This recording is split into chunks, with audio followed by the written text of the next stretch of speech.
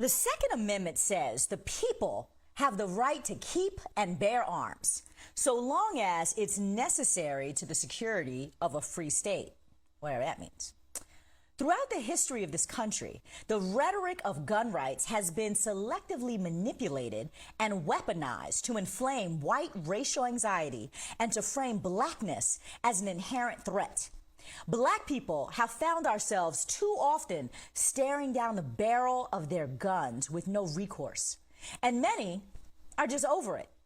When you take into account all of the race-related assaults that have gone down during the Trump era, and the white people who have chased down and shot black people with no remorse, and the cops who are killing us, and then you look at the unrest last year following the police killing of George Floyd, where white nationalists tried to insert violence into otherwise peaceful protest, it's no wonder that there is an uptick in black people buying guns to protect themselves and their loved ones. In the words of Fannie Lou Hamer, some folks are just sick and tired of being sick and tired and flexing their own Second Amendment rights to prepare to fight.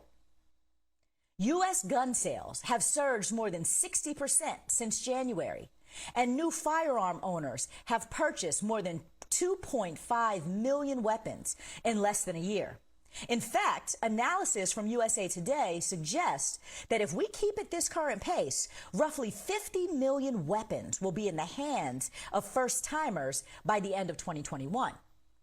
What was surprising to me is that people of color and women are a huge part of this surge for several reasons, like the spike in the number of hate crimes across the United States, increased gun violence fueled by the stresses of the pandemic in cities like New York and Chicago, and, if we keep it real, communities of color just don't feel like they trust the police at this point to protect them. Industry data shows that firearm sales among black customers jumped nearly 60% in 2020. For Hispanic customers, it was about 50% and about 43% for Asian Americans. But let's be honest, does carrying a gun have more risk for a person of color than it does for a white gun owner? And are guns in the hands of black people offering a false sense of security? Will black gun owners ever be afforded the same Second Amendment protections that our white counterparts take for granted? And was Amendment 2 even created with us in mind?